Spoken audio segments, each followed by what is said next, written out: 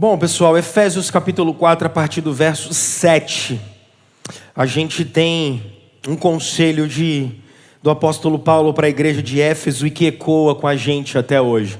E o tema que eu hoje quero conversar com vocês é sobre focando na maturidade. Ser discípulo de Jesus, nos passos de Jesus, focando na maturidade, com foco na maturidade. Efésios no capítulo 4, a partir do versículo 7, o texto bíblico diz assim para nós: E a cada um de nós foi concedida a graça conforme a medida repartida por Cristo.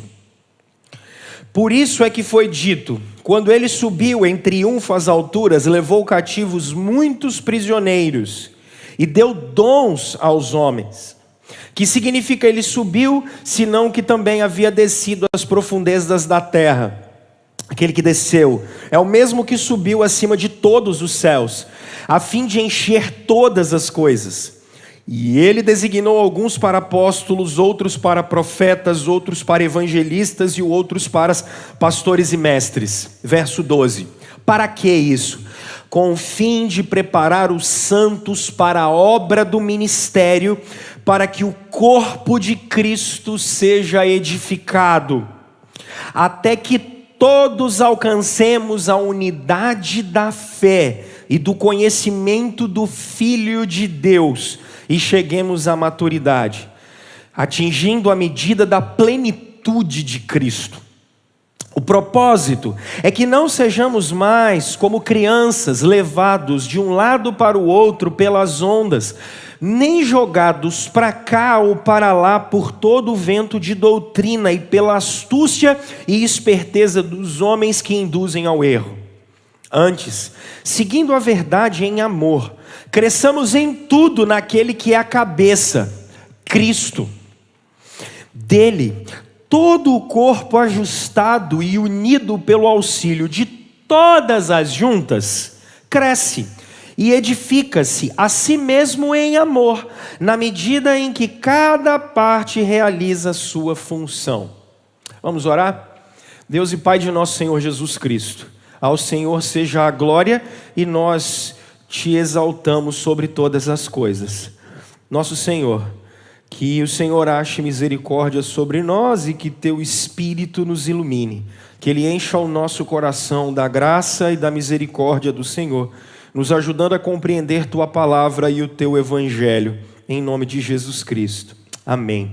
Antes que os jovens fiquem tristes comigo, eu não esqueci de você, só para as crianças descerem, tá? Eles pediram para eu avisar que lá embaixo você tem o cachorro quente que eles estão vendendo para o acampamento deles. Então adote um jovem, né? Adote um acampante. Adote um acampante, compre um cachorro quente, que vai estar lá embaixo depois. E também tem lá, como a gente está subsidiando para muitos deles, lá embaixo também tem uma caixinha, se você quiser adotar um acampante, está lá. Deus nos ajude aí para abençoar a vida dos meninos. É bom que quando a gente vai embora a gente não fica com pressa. Meus irmãos, vamos então conversar com vocês sobre focando na maturidade pelo seguinte: a psicologia comportamental, ela é uma ciência recente, às vezes também conhecida como behaviorismo. Ela trabalha 4 indicadores de maturidade. E a palavra maturidade, ela tem a ideia mesmo da vegetação, né? A gente sabe que o fruto ele nasce, vai, cresce, depois ele fica maduro e aí depois ele cai, enfim, apodrece e fica velho. Maturidade tem essa ideia de estar pronto. Então a psicologia a comportamental, ela vai dizer que em primeiro lugar, a primeira forma de você, o primeiro indicador de você descobrir se você está pronto, se você é maduro, é se você consegue se sustentar. Então, bom, se eu consigo me sustentar, logo eu sou maduro o suficiente. Mas um segundo marcador que a psicologia vai trabalhar será que você consegue morar sozinho? Se você conseguir morar sozinho, logo isso é uma forma de você saber que automaticamente você não só paga as suas contas, como você dá conta de sobreviver. Você não precisa de ninguém, então automaticamente você é alguém maduro. Bom, um terceiro marcador da psicologia comportamental é dizer o seguinte: será que você consegue manter por mais de 3 ou 4 anos um relacionamento estável? Será que você consegue ter uma esposa, ter um marido? Ou talvez você não chegou ainda, mas está se programando para casar. Então você consegue ter uma noiva. Se bem que tem uns caras que tem noiva por 10 ou 12 anos, né? Aí quando fala em casamento, você para. Já viu isso? É engraçado demais. Mas se você consegue ter um relacionamento com alguma pessoa por mais de algum tempo, por mais de 3 ou 4 anos. Mas há um quarto marcador muito interessante, que é ter filhos. Porque segundo o comportamentalismo, o fato de nós termos filhos, automaticamente a gente vai abrindo mão da gente mesmo para que a gente veja outros seres humanos serem desenvolvidos. Então, se você tem esses 4 marcadores, você logo está conseguindo ser alguém maduro. Eu acho que eles são importantes, eles são interessantes. E se vocês analisarem, por exemplo, nós estamos vivendo um tempo em que, por exemplo, os jovens têm 30, 35 anos, eles não saíram da casa dos pais ainda. E eles já fizeram doutorado e dizem assim: não, eu ainda não estou pronto para viver. Não sei se vocês já observaram isso. É uma coisa muito estranha. A gente tinha uma cultura, por exemplo, no passado a gente casava um pouco mais cedo. A gente tinha 1, 2, 3, 5 filhos. Mas hoje, se você conversa com uma mulher de 18, 20, 25 anos, aí ela, por exemplo, já teve um filho, não é? Aí ela teve um filho, estourando 2, que é a média que nós temos. Aí você fala para ela assim: quando é que você vai ter o terceiro? O que ela diz para você? Nunca. Eu quero viver. Percebe? Eu quero viver, eu não posso ter mais filho. Nossa, eu preciso viver. Percebe o marcador como ele é complicado? Porque ainda que ele seja interessante, nós não queremos ter filhos, porque para a mentalidade da gente, ter filho atrapalha a vida. Você ter alguém, então automaticamente você ter alguém que você tem que se dedicar, você não vai querer fazer isso. Dá muito trabalho. Então, se dá muito trabalho, logo eu não quero. Agora, eu chamo para a nossa conversa um articulista do UOL e também filósofo do nosso tempo, que é o Luiz Felipe Pondé, e ele escrevendo no UOL, ele diz uma coisa muito interessante sobre um fenômeno chamado amadurecimento versus apodrecimento. Isso é interessante.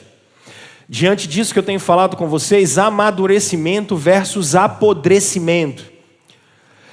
Porque percebam, meus irmãos, que me parece que a cultura, e o Pondé vai articular isso muito bem, a cultura do nosso tempo, ela tem uma valorização daquilo que é jovem.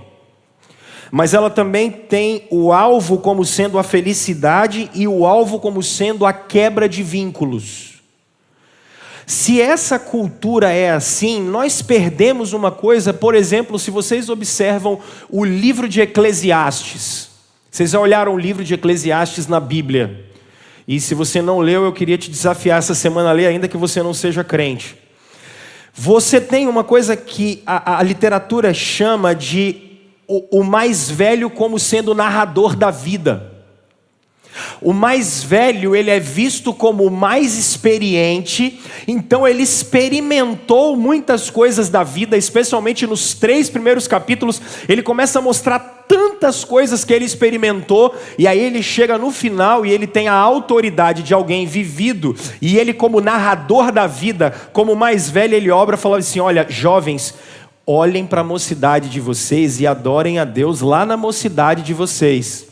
No nosso tempo nós não temos mais os mais velhos como sendo narradores da vida. Porque na verdade na nossa cultura ficar velho não é sinal mais de amadurecimento, mas de apodrecimento. Você não está mais vendo os mais velhos sendo valorizados na nossa sociedade. Muito disso acontece porque se eu tivesse um filho lá atrás, eu ensinaria ele a ser ferreiro, eu ensinaria ele a mexer com botânica, eu ensinaria ele a fazer garrafada. Hoje, um menino de 7 anos de idade, ele ensina o avô de 70 a ficar fazendo assim, ó. Porque o avô dele não sabe mexer naquele negócio. Mas aí, o que a gente está observando? A gente está observando uma cultura em que os mais velhos, eles querem se parecer com os mais jovens. Já parou para pensar nisso? Porque ficar velho não é mais sinônimo de amadurecimento, mas de apodrecimento. Então, se eu fico velho, eu perco. Antes, por exemplo, se você olhar a figura do narrador da história no livro de Provérbios, quando você observa Provérbios capítulo 31, a mulher que edifica a sua casa, ela tem um marido que vai para a porta da cidade. Esse cara é um ancião. Porque na porta da cidade só ficavam os anciãos julgando as causas da cidade. Eles eram os juízes. E eles eram os anciãos exatamente porque eram os mais velhos.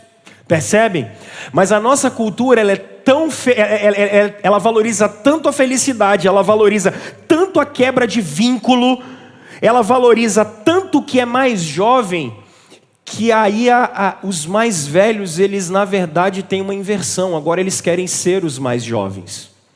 Meus irmãos, eu não tenho nenhum problema com o botox, a Bíblia também não tenho problema nenhum com pintar cabelo, isso é besteira. Com fazer, como é que é o nome daquilo? Silicone, com ajustar os trem aí. Não é disso que eu estou falando. Mas o que é importante entender é que a estética, se ela ficasse só no campo da estética, dá uma levantada aqui, uma para lá, enfim, isso aí é sua consciência com Deus, ok. O problema é que isso foi para dentro do coração. E isso foi para dentro da consciência. E aí, o que a gente observa são adultos querendo cada vez menos ser maduros. Então você observa homens que já deveriam ter família, que ainda não tem família, porque acha que tem que ser garotão. Mulheres que já deveriam ser mulheres de família, mães, avós, elas não querem isso, porque na verdade elas estão querendo copiar as meninas de 20. Se isso fosse no campo estético, você resolve com a sua consciência com Deus, mas quando isso vem para o coração, ficou complicado, porque aí a gente não tem uma sociedade que amadurece. A gente tem uma sociedade que ama ser infantil, que ama não saber tomar decisões. Uma sociedade em que as pessoas estão loucas por prazer, loucas por satisfação, mas elas não estão dispostas a assumir a responsabilidade dos seus atos. Porque na definição do senso comum que vocês veem no dia a dia, o que é amadurecimento, gente? Amadurecimento é simplesmente a capacidade que a gente tem e a resiliência que a gente tem de tomar as decisões corretas, mas se a gente tiver decisões erradas, que a gente assuma o rojão. Isso é ser maduro. É você aprender que todos os seus atos, eles têm efeitos, que as suas afeições precisam ser direcionadas, que as suas omissões também causam consequências, e que se tudo aquilo que você faz, ou que você deixa de fazer, automaticamente tem uma consequência. Então, nós observamos uma sociedade no nosso tempo, em que as pessoas não querem assumir responsabilidades. Eu revisando isso, deixa eu mostrar uma coisa para vocês que é muito singela. Depois vocês conversam, a Fernandinha está ali atrás.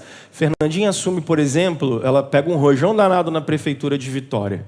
Ela, com serviço social, ela atende mulheres em situação de risco social, violência, essas coisas assim. Vocês já pararam para pensar como é que é o nosso tempo em relação a isso? Olha só. A gente vem de um período de uma liberação sexual absurda. Absurda. Olha o que a nossa cultura fez. Ela esvaziou, por exemplo, o casamento de significado. Ela esvaziou o sexo de responsabilidade. E aí sabe o que acontece? Um de vocês aqui trabalha na polícia militar e veio me contar uma operação que fez um dia desse. Só para eu poder deixar bem claro como é que a sociedade está. Foi atender uma ocorrência de uma menina de 14 anos de idade que já tinha tido 2 abortos e estava grávida de 8 meses. Percebe o que é isso? Se você esvazia a instituição casamento que foi dada por Deus, olha o que sobra. E tinha ficado grávida em baile funk, ninguém sabe o pai. Depois de com 14 anos. A minha filha mais velha tem 13. Entende isso? Só que aí você vai fazer o quê? Vamos cobrar os homens. Os homens, eles estão assim, ó. Porque, meninas, sobra no colo de quem? De vocês. Sobra no colo de vocês. Por isso que se você quer ter homem maduro, não dá sexo para ele. Só depois do casamento. Porque se você der, minha filha, acabou. O que ele mais queria, você já deu. Não tem mais nada. Entende isso? É essa sociedade imatura que a gente está. É uma sociedade esvaziada de valores. Ela é esvaziada de compromissos. E aí sobra no colo, às vezes, da família. Aí um rapaz aqui que ele é PM, ele falou que foi atender uma ocorrência. Aí ele chegou para atender a ocorrência. Era uma mãe de 28 anos. Quantos filhos essa mãe tinha?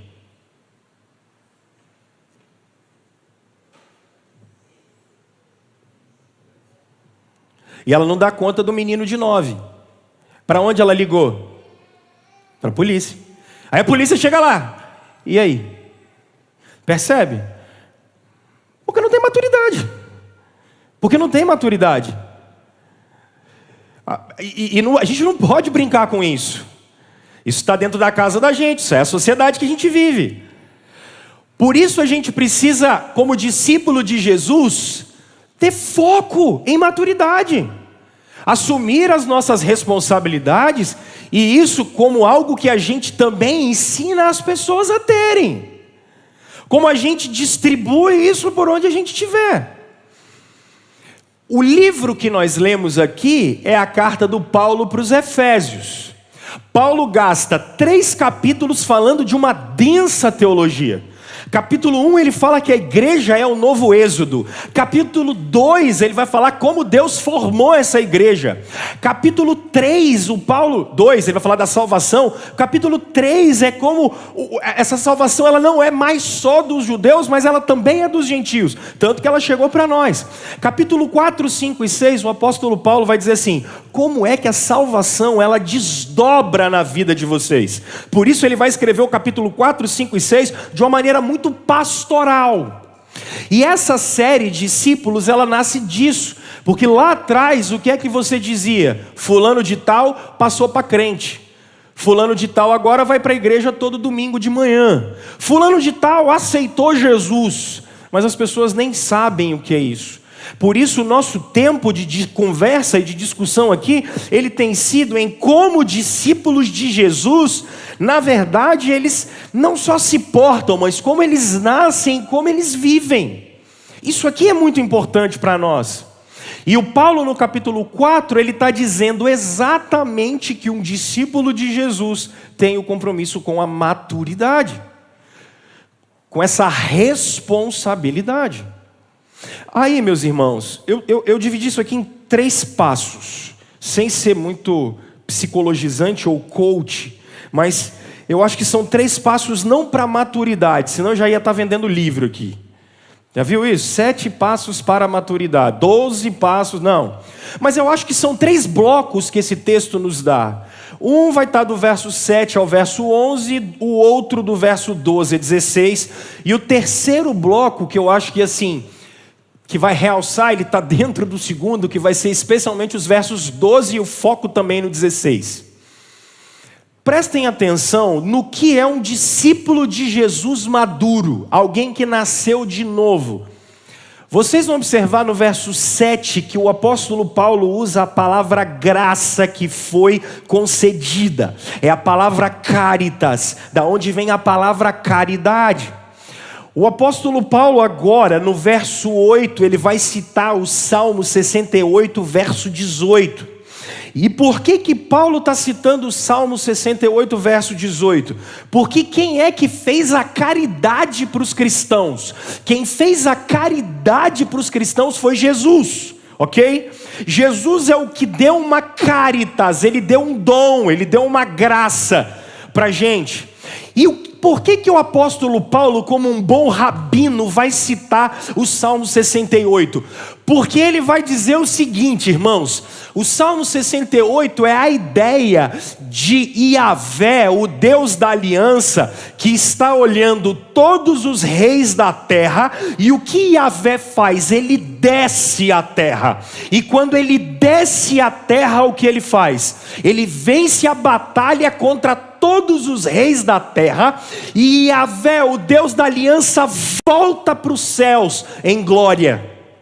É por isso que esse texto está dizendo assim: quem é que subiu, senão aquele que desceu? O apóstolo Paulo está dizendo que Jesus Cristo é o Deus encarnado, aquele mesmo que estava na barriga de Maria, que desceu à terra para guerrear uma grande batalha. Só que se você fosse um faraó, ou se você fosse um rei da antiguidade, e você ganhasse uma batalha, o que é que você fazia? Você voltava para a sua terra, primeiro com os despojos de guerra, e segundo com escravos. Logo, como é que um grande general de batalha vinha voltando para sua terra? Quem assistiu aquele filme Ben-Hur, isso está muito bem lá, tanto o antigo quanto o novo, um remake dele. Se você fosse um grande general de guerra, você entraria na cidade e atrás os escravos, porque eles seriam escravos todos nus, porque eles eram envergonhados. Você ganhou a batalha deles. Eles vinham amarrados, manietados, e você na frente, como um grande general de guerra. E atrás viriam os seus soldados, e eles carregando. Se você tivesse ouro, ele ia trazer ouro. Se você tivesse, sei lá, um milharal, ele ia trazer milho, qualquer coisa. Agora olha a visão do Salmo 68 e olha o que Paulo está falando. Jesus entrou na história. Ele veio para uma grande batalha, só que a grande questão é que a batalha dele não é contra exército nenhum. A grande batalha dele é contra Satanás, é contra o mundo, é contra o pecado.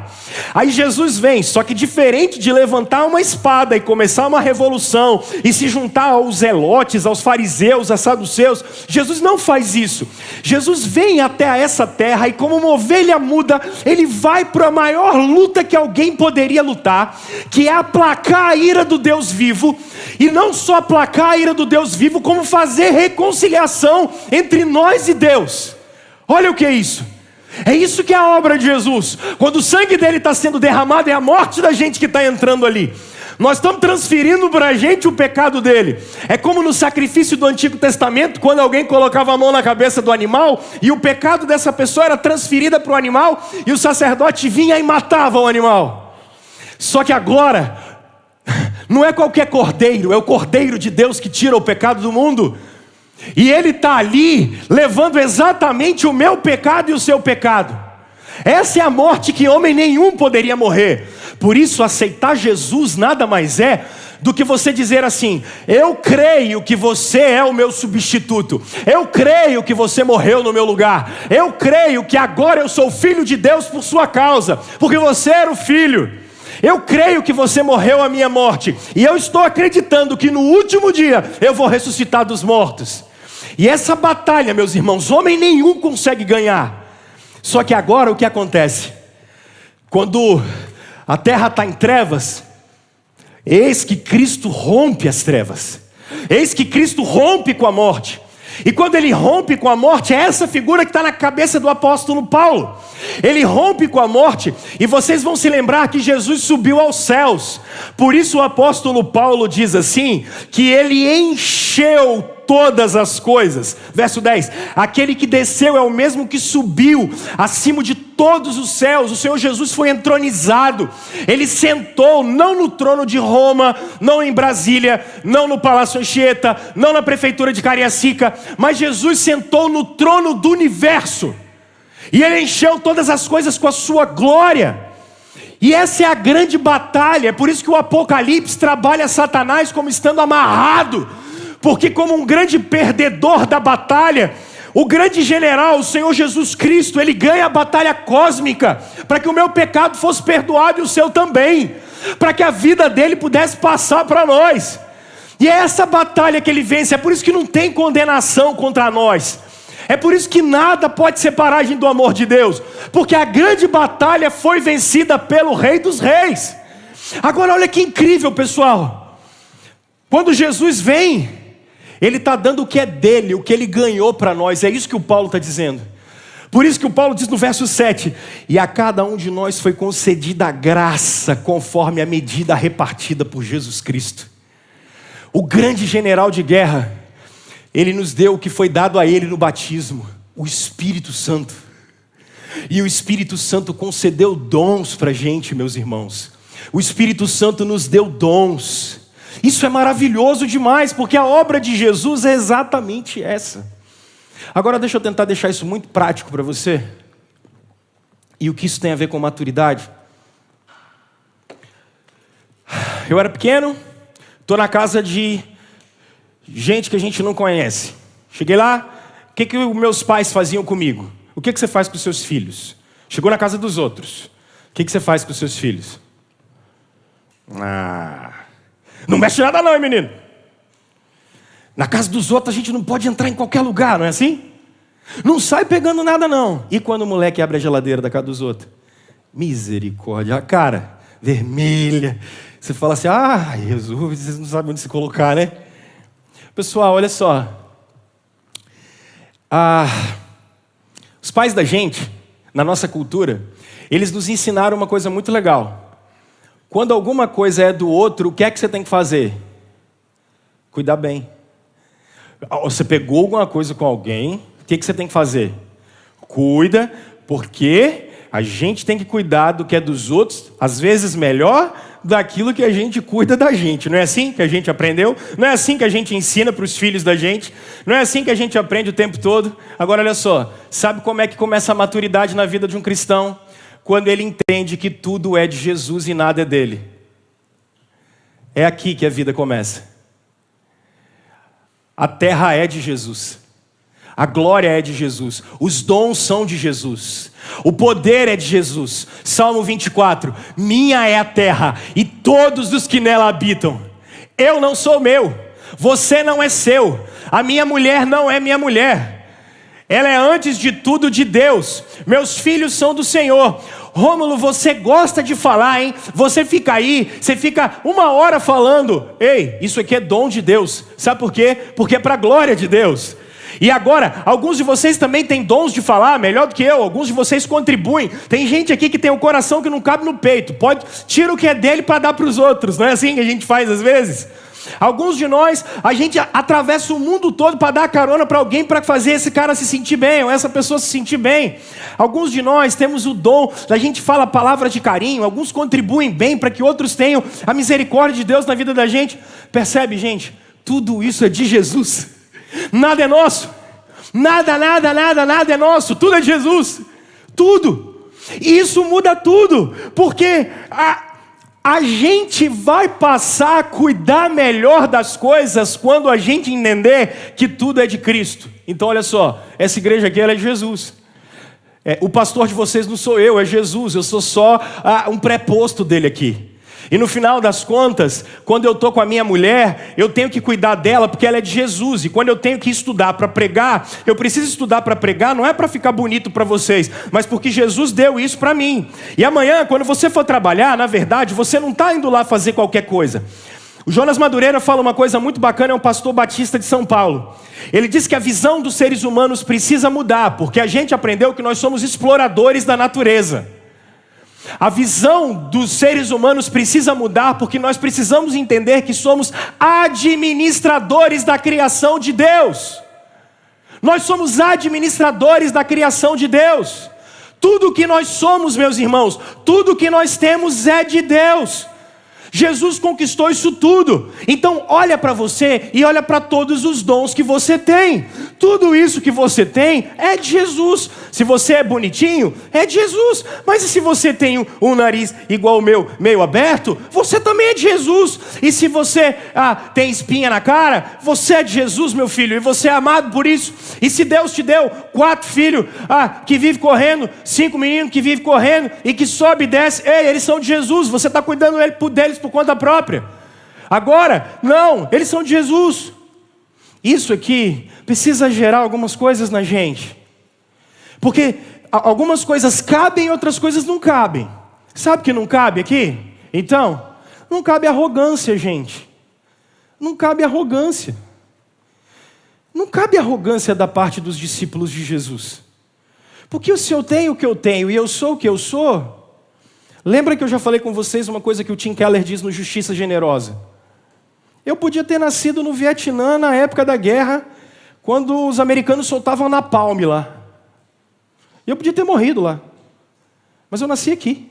Eu sou filho do seu Ednilson e da dona Dilma. Por que eu não nasci lá? Porque Cristo tinha uma história para mim agora, como tem para vocês agora. Então prestem atenção, não cabe arrogância. Se vocês têm habilidades... Isso não é para vocês acharem que são a bala que matou John Kennedy. Não é para vocês começarem a achar que vocês são os bambambãs. Porque Cristo deu dons para que vocês pudessem servir em nome dEle. Não cabe na vida de cristãos, por exemplo, inveja, gente. Não cabe na nossa vida inveja. É de Jesus, então para de olhar para o cabelo do outro e achar que é melhor do que o seu. Para de olhar para a família do outro achando que é melhor que a sua e que o outro é melhor do que você. Isso não cabe inveja nos discípulos de Jesus.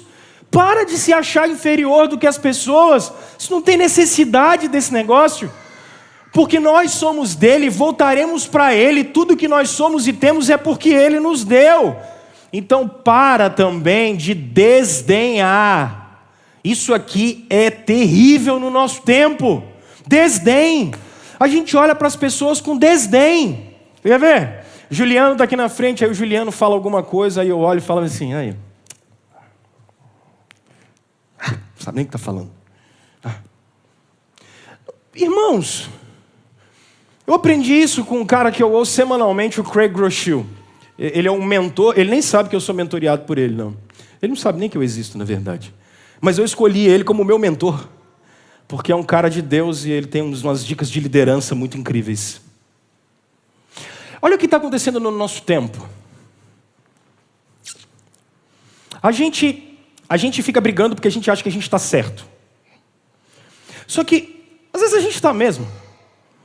A verdade e a realidade às vezes são essas. Mas a gente é tão arrogante e a gente desdenha tanto dos outros, da vida dos outros, do que as pessoas são. A gente se acha tão superior a elas, que aí vem o segundo passo para a morte espiritual. A gente acha que a gente é juiz da vida das pessoas. E aí a gente começa a julgar todo mundo. E quando a gente julga todo mundo, vem o terceiro passo da morte. A gente está cheio de raiva e ofende as pessoas o tempo todo. É só isso que a sociedade tem. Só isso. Raiva e ofensa. Raiva e ofensa. As pessoas desdenham umas das outras o tempo todo. Esse aí, olha o jeito que ele é. Esse aí, olha o jeito que ele faz. Aquela lá, olha o jeito que ela é. Nossa, alguns ainda falam demoniacamente assim, aquelazinha lá. Percebe? Irmãos, ao passo que o Craig Groeschel vai ensinar um negócio para a gente muito interessante. Na vida de discípulos de Jesus, cabe o fato de termos sido perdoados. Uma vez que nós somos perdoados, o que existe é o fato de sabermos que fomos aceitos. Eu não merecia, mas eu fui aceito. Se eu não merecia e fui aceito, só pode ter uma reação que brota de dentro dos discípulos de Jesus e vai por mim. Não é raiva, não é ofensa, mas é um amor que transborda de dentro da gente para que o próximo veja Cristo em nós. Porque dele é a terra, porque eu sou dele. A gente fica numa briga no nosso tempo dizendo assim, o dinheiro é do Estado, o Estado administra tudo. Não, o dinheiro é das pessoas, as pessoas administram tudo. Aí vem a Bíblia e diz assim, olha, o dinheiro, as pessoas, é tudo de Jesus. A terra é dele, tudo é para ele, tudo veio dele, tudo vai voltar para ele. Percebe, gente? Maturidade é quando a gente começa a entender que nós temos uma referência, e essa referência é Jesus. Agora, o que é que cabe na vida dos discípulos de Jesus então diante disso? Meus irmãos, gratidão. A gente tem que ser mais agradecido. Eu sei que a gasolina está R$ 6,50, mas gratidão, porque a gente ainda tem um carango velho para andar, ou o cartão do Transcol. Louvado seja Deus. Louvado seja Deus, irmãos. A gente tem que ser mais agradecido. A gente tem que ser mais agradecido porque, às vezes, aqueles de nós aqui que passam os maiores perrengues, e passamos, nós ainda temos alguém do nosso lado que nos dá a mão. A gente ainda tem gente em volta que levanta a mão para nós, porque é graça de Deus. Porque, irmãos, tem gente que não tem nem isso, e vocês sabem disso. Quando a gente entende que tudo é de Jesus, a gente entende que o que a gente é e faz é graça dele. Então, gratidão. Uma outra coisa, humildade, gente. Eu estava fazendo uma reflexão um dia desse com os meninos aqui na igreja e aquilo me assustou. Vocês já leram os evangelhos mesmo? Filho, você já se colocou no lugar de Jesus por 30 segundos? Quando a gente é criança, meninos, lá no passado, né? Quando eu era criança em Barbacena, podia falar de todo mundo, só não podia falar de quem? Da mãe. Isso aqui é da minha época. Fala de todo mundo, mas não fala da minha mãe. Quando fala da mãe, o que os meninos faziam? Rapaz, briga na certa. Falar da mãe não vai falar não, senhor. Agora você já imaginou um soldado romano cuspindo na sua cara? Você já imaginou um soldado romano daquele dando uma cajadada na sua cabeça? E você sendo o rei do universo? Eu assustei, gente. Quando eu olhei aquele negócio, eu assustei. Eu matava o soldado, cara. Se eu fosse Jesus, vocês não iam ser salvos, não, que eu ia matar o soldado. Eu não ia com esse plano até o final, não. É ruim. E se você fosse Jesus, você tinha matado o Pedro antes. Quando ele falasse que ia ter com você até no final, você ia falar bem assim, rapaz, você vai comigo nada. Vocês sabem que a gente é assim, irmãos. Agora vocês percebem a humildade, como é que ela tem que existir? Jesus teve que substituir a gente em tudo, porque nem morrer a gente presta, até ser enterrado no nosso lugar, ele teve que ser enterrado. Você não serve nem para ser enterrado, meu filho. Até enterrado você está errado. Já pensou num negócio desse? Você não serve nem para entrar dentro de um caixão. Jesus teve que fazer isso no seu lugar. Irmãos, a gente precisa ser mais humilde. A gente tem que ser mais humilde. A gente tem que ter mais zelo, gente. Zelo. Zelo com a vida. Zelo com a saúde. Zelo com as coisas que Deus nos deu. Zelo. Zelo. Zelo com o marido, zelo com a mulher, zelo com o carro, zelo com a casa. Claro que cada coisa tem seu lugar. Zelo com os filhos, zelo com a profissão. Zelo com a saúde da gente. A gente tem que ter zelo porque foi dado por Jesus. Cristãos precisam ser zelosos. Quer ver uma outra coisa? Boa administração da vida. Boa administração das nossas emoções. Elas precisam estar voltadas e aos pés de Jesus. Cuidado com o ódio, cuidado com a ira, cuidado com a raiva. Cuidado também com ser um coração mole que aceita o tempo todo. Tudo tem que ter limite, tem que ter equilíbrio. Zelo, isso é maturidade. Saber até onde pode ir, até onde não pode ir. Responsabilidade. A gente tem que ter responsabilidade, meus irmãos. Isso é importantíssimo para discípulos de Jesus. E quando a gente sabe que não é da gente, que é dele, a gente faz direito. Mas tem uma segunda coisa que esse texto vai dar para nós.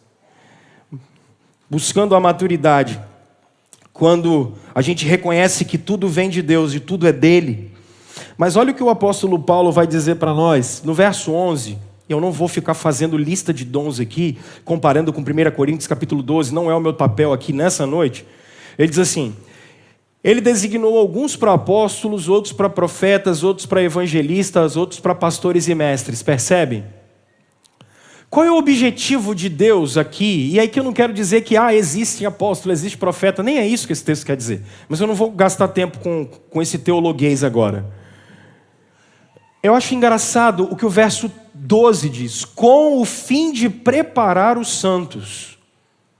Olha que coisa. Para a obra do ministério. Para que o corpo de Cristo seja edificado. Olha que legal.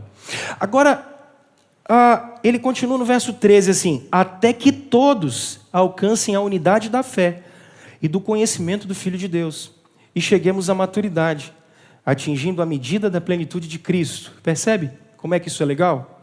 Olha só. O que é que o Paulo está dizendo? Primeiro que o dom é dado por Deus, porque é de Deus, é de Jesus. Aonde esse dom vai ser executado agora? Percebe que é na vida comunitária? Agora deixa eu tentar deixar isso bem claro para você poder entender. O Brasil tem um dito popular que é muito legal. Você não precisa ser rico. O que é que você precisa? No Brasil? Você precisa ter amigo rico, cara. Fato. Isso aí é dito de qualquer lugar. Você não precisa ser rico, você precisa ter amigo rico. Do mesmo jeito que você não precisa ter um sítio, você só precisa de um amigo que tenha um sítio. Falei isso pro Kleber essa semana, ele está vendendo passagem. Falei: Kleber, ainda bem que você vai ficar rico. É porque eu estava preparando a mensagem, Kleber. Eu falei: ainda bem, Kleber, que você vai ficar rico, porque é bom ter amigo rico. Não é? Percebe? Júnior. É, né, Júnior? Júnior, você tem que ser amigo do Kleber. Gente, percebam isso. Por que esse ditado popular é desse jeito? Porque a ideia... O brasileiro tem que ser estudado mesmo. O brasileiro é uma figura. Isso aqui é brincadeira de brasileiro. Porque o brasileiro diz que o rico só é rico porque existe o pobre. Não é assim? O rico só é rico porque existe o pobre, porque o rico precisa mostrar para alguém que ele é rico, ué. Então, se o rico é rico e não tem ninguém pobre, coitado do rico, ele não pode mostrar para ninguém que ele é rico. O brasileiro tem que ser estudado. O brasileiro é meio doente da cabeça, não tem jeito não. Eu só vou pegar a analogia, esquece riqueza e pobreza, porque eu acho isso interessante. Vocês já pararam para pensar no seguinte: como é que maturidade é alcançada, gente? Só em comunidade. Não existe essa história de ser maduro sozinho. Isso não existe. Porque a gente precisa... Olha como é que os nossos jovens são criados hoje. Você já tem 50 anos, velho de praia, já viveu, já sabe o que aconteceu. Ou você tem 70 anos, já sabe que o negócio vai dar errado. Aí vem o menino de 18, de 15. Aí você olha e fala bem assim: meu filho, eu já fui para esse caminho. Aí vem o pequeno filho de Sérgio Malandro e fala o quê? Não, papai. Não, vovó. Eu preciso viver as minhas próprias... misericórdia. Aí você fala: não vai por aí não, querido. Eu já fui. E aí... a sociedade fala assim: siga os seus impulsos, siga o seu coração, você vai se quebrar, mas faça você mesmo a sua história. Mas que psicologiazinha de banca de jornal. A Escritura vai dizer completamente o contrário. Ela vai dizer assim: meu filho, abre os seus ouvidos e ouça os conselhos que eu vou dar para você, cara. Percebe? É lógico, irmãos, algumas coisas na vida a gente tem que viver mesmo. Às vezes tem algumas coisas que a gente toma umas cacetadinhas, aí a gente aprende. Tem coisa que é isso. Agora, não era para ser assim. Não é para você ficar tomando cajadada na cabeça o tempo todo e ainda pegar e glorificar isso e ainda falar no final, fazer teologia dizendo assim: eu estou aqui porque Deus permitiu. Deus permitiu e você tomou um monte de cabeçada porque fez coisa errada. Percebe? Agora, por que eu estou falando isso? Para tentar deixar isso muito claro. Maturidade é percebida pelos outros, porque ela também é desenvolvida na vida em comunidade. Então para de falar que o seu filho de 11 anos é maduro para a idade dele, porque não é. Isso não existe. Não existe menino maduro para a idade dele, porque ele não consegue nem beber leite desnatado ainda. Argumentar bem e saber dar a resposta certa não significa maturidade. E esses meninos que têm um monte de informação ainda, isso argumenta melhor do que Freud, melhor do que Jesus se bobear. Só que não tem maturidade nenhuma, porque não segura o rojão depois. E às vezes a gente que é velho também passa por isso. O que eu quero dizer? Eu quero dizer, e o que a Escritura está dizendo, é que Deus nos constituiu como sociedade, como comunidade. Jesus morreu e ressuscitou. Percebe que no verso 11 ele está colocando pessoas que ensinam na igreja. E ele diz que na vida comunitária a gente vai amadurecendo uns aos outros. É na convivência com vocês que eu vou aprendendo e vocês vão me ensinando, e vice-versa. Então, o que a gente pode tirar disso, meus irmãos? É aprender que maturidade, ela vem com experiência. Ah, Rômulo, vem, fato, tem coisa que você vai ter que viver. Se algumas você puder evitar, melhor ainda. Mas você não precisa quebrar a cara para falar que você é experiente. Mas o que é importante aqui é que maturidade é ensinada. E ela é mediada. Isso aqui é incrível na Escritura. Maturidade é ensinado, é mediado. Deus colocou pessoas para nos ensinar. Deus colocou gente para caminhar com a gente. Deus colocou algumas pessoas que vão ser um canal dele para que eu aprenda. É mediação. Agora olha só. Então, por favor, meus irmãos, vamos ouvir um pouco mais. A gente tem que ouvir um pouco mais. Só que sabe o que acontece? A gente quer dar resposta e se justificar em tudo. Às vezes você começa a falar alguma coisa com alguém, o que o cara faz na hora? Você começa a falar, você nem terminou, o cara está dando resposta. Mas você não terminei nem de falar, como é que você já está respondendo? Você não terminou nem de falar, o cara já está se justificando. E às vezes a gente é assim. As pessoas às vezes que nos amam vão conversar com a gente, vão falar alguma coisa com a gente. Aí ao invés da gente deixa a pessoa terminar de falar, meu filho. Terminou de falar, aí você vai fazer tico e teco pensar aqui dentro. Você vai pegar Espírito Santo. Então, qual é desse negócio? É verdade? E a palavra, ela diz o quê? Faz assim, ouça.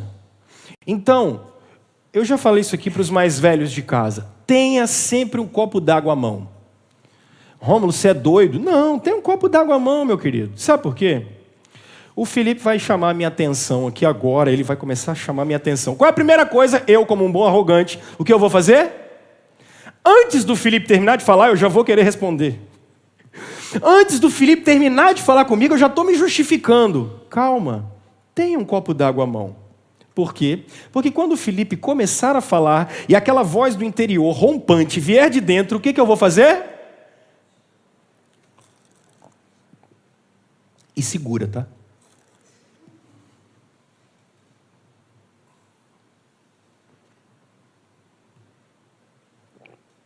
Terminou? Não? Meu querido, ouça. O máximo que você vai fazer é jogar tudo fora, se não servir. Acho muito difícil não servir.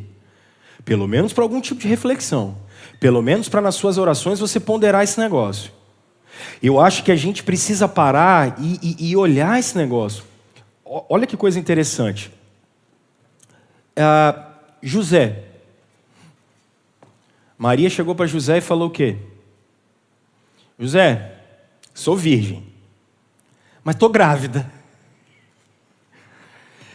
Gente, a Bíblia é incrível. Se você fosse o José, você ia fazer o quê?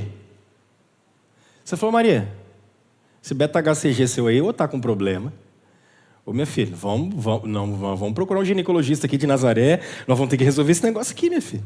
Não tem jeito não, tem alguma coisa errada. Mas o que o José faz? Já parou para pensar nisso? O cara vai dormir sem Rivotril. Como é que esse cara recebe essa notícia? Ele não toma nem um diazepam e dorme. Ah, José, esse cara tem problema. Não tem condição. Ele não procurou o terapeuta na primeira ocasião, porque ele pode ter tido alguém que entrou na frente dele na parada. Mas ele não vai. Ele vai meditar porque ele ouve. E aí sabe o que ele faz, cara? Esse cara colhe. Ele antes de falar qualquer coisa, ele ouve. E aí ele vai meditar. É bonito isso, o Lucas dizendo. Ele vai meditar. Então ao invés de você ser pronto, calma. Às vezes o Toré tem uma experiência para me contar que eu posso falar assim, pô, o Toré viajou na maionese aqui agora. Mas no mínimo eu vou ouvir ele, cara. E talvez aquilo vai me ajudar. O Juliano pode não ter nada para falar comigo naquele momento, mas aí eu vou ouvir depois e pode ser. E aí uma outra questão é o seguinte, gente. Observe. Observe. Pô, eu estou olhando aqui, ó. O Raimundo e a Arlete estão aqui. 40 anos de casado. Alguma coisa eu posso aprender com o Raimundo e com a Arlete. Não é possível. Alguma coisa eles podem ensinar para mim e para a Aline. Estou olhando o Jader lá no fundo com a Kátia, casada há 30 anos e tal. Peraí, alguma coisa eu posso aprender com esses caras. Não é possível. E o dia que ele conversar comigo alguma coisa, eu vou observar e falar assim, rapaz, é verdade. Olha a vida do Jader, cara. Janete, olha, aposentou na prefeitura, não vai aposentar no reino de Deus. Fala assim, tem alguma coisa aqui na vida da Janete, cara. Observa, cara. Observa. E aí vem uns negócios que assim, o Mateus, às vezes o Mateus se deu mal. Meu filho, se o Mateus já se deu mal, você realmente vai querer viver a mesma experiência do Mateus? Observa, cara.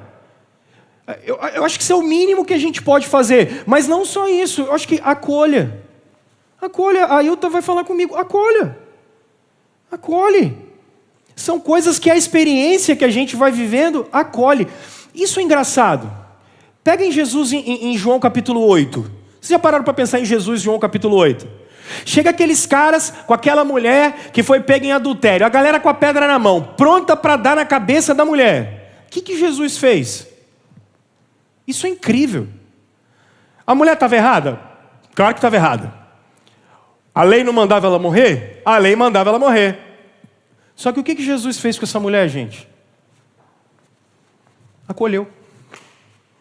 Mas ele acolheu o erro dela? Ele mandou ela mudar de vida. Mas esse cara acolhe. Ele não só acolhe ela. E aí o que eu acho que cristãos, a gente precisa estar mais acolhedor. Às vezes a visão que o outro tem para dar para nós, isso vai dar maturidade para a gente, cara. Menos arrogância, gente. Menos pedância. Mas a gente pode ir um pouco mais além, porque eu acho que é o lance do fique atento, né, cara? A gente tem que ficar atento. Fica atento, observa. Agora, se em primeiro lugar, foco na maturidade, é a gente observar que tudo vem de Jesus, tudo é por causa do que Cristo fez. E segundo lugar, que maturidade vem constituída de uma vida em comunidade, de uma vida em que a gente cuida uns dos outros. Em terceiro lugar, meus irmãos, percebam o que eu disse para vocês, especialmente nos versos 13 e no verso 16. Observem que qual é o objetivo da maturidade? A última expressão do verso 3, plenitude de Cristo. Quando você observa o verso 16, o texto diz, dele todo o corpo ajustado e unido pelo auxílio de todas as juntas, comunidade, pessoas que cuidam umas das outras e observam umas das outras, esse corpo cresce. Edifica-se a si mesmo em amor. Agora, na medida em que cada uma parte realiza a sua função. Olha o que a gente ouve o tempo todo na espiritualidade e olha o que a gente ouve o tempo todo na vida psicologizada. Torne-se a melhor versão de si mesmo. Isso é engraçadíssimo. Você não ouve isso na Bíblia em momento nenhum. Nem esse tipo de conselho. Mas o tempo todo a gente aprende assim, torne-se a melhor versão de você mesmo. Irmãos, mais uma vez, eu acho que é a terceira semana que eu falo isso. Se tornar-se a melhor versão de você mesmo é você saber os seus dons e talentos, não temos problema com isso. Agora, tornar-se a melhor versão de si mesmo não significa maturidade, ok? Então, muito cuidado com esse negócio. Eu queria, por favor, que você prestasse atenção nisso. Maturidade para a Bíblia é tornar-se igual a Cristo. Ponto. Ser maduro para a Escritura é você ser como Cristo. Eu não estou falando só de moral. Percebam no seguinte: maturidade na Escritura é a imagem e semelhança de Deus que se perdeu no pecado, que foi completamente retorcida pelo pecado. Através de Jesus, essa imagem vai ser resgatada em você e você vai ser glorificado no último dia. O que é ser maduro para a Escritura? É a imagem de Deus sendo resgatada na gente. É a imago Dei na gente de volta. É a nossa espiritualidade de volta. É a nossa imortalidade de volta que teremos na ressurreição dos mortos. É o caráter de Jesus sendo implantado na gente dia após dia. É a semelhança de Cristo. Por isso que vocês estão com alguma versão, a revista é atualizada, que diz a estatura do varão perfeito. É exatamente isso. Por quê? Porque Colossenses no capítulo 1, a partir do 13, mas especialmente no 15, vai dizer que Jesus é a imagem do Deus invisível. O que é que Jesus veio fazer nessa terra, meu filho? Ele veio resgatar em você a imagem de Deus. Ele veio trazer a imagem de Deus que o pecado retorceu de volta. Tornar-se cristão é mais do que voltar para o Éden. Tornar-se cristão é invadir a Nova Jerusalém. Tornar-se cristão é ser invadido pelo Espírito Santo e os frutos do Espírito brotarem de dentro de nós. Isso é maturidade. É por isso que a melhor pessoa com a qual você vai se relacionar não é com o rico, com o pobre, com o branco, com o preto, mas a melhor pessoa que você vai se relacionar é quem é cheio do Espírito Santo. E é por isso que se você é alguém cheio do Espírito Santo, não tenha dúvida, você é alguém maduro. Você é maduro. Então eu termino aqui, irmãos, chamando os meninos para vir aqui à frente. E essa história de tornar-se maduro e discípulo de Jesus, olha o que o próprio Paulo vai dizer para os Gálatas no capítulo 5. Nós precisamos voltar para a nossa referência, Cristo, só Jesus. Olha Gálatas capítulo 5. Eu acho que se você quer uma referência hoje, a referência ela não pode ser você mesmo. A referência precisa ser Jesus. A referência de maturidade da gente precisa ser Cristo, só Cristo. Gálatas capítulo 5, verso 22, meus irmãos. A Escritura diz que o fruto do Espírito Santo é o amor. O fruto do Espírito Santo é a alegria. O fruto do Espírito é paz, meus irmãos. É paciência. Fruto do Espírito é amabilidade, bondade. Fruto do Espírito é fidelidade. Fruto do Espírito é mansidão. Fruto do Espírito é domínio próprio. E o Paulo diz que contra estas coisas não há lei. Os que pertencem a Cristo Jesus crucificaram a carne, com as suas paixões e os seus desejos. Se vivemos pelo Espírito Santo, andemos também pelo Espírito Santo. Não sejamos presunçosos, meus irmãos, provocando uns aos outros e tendo inveja uns dos outros. É tempo de nós temermos a Deus e amadurecermos, irmãos. Cristo precisa ser o nosso alvo.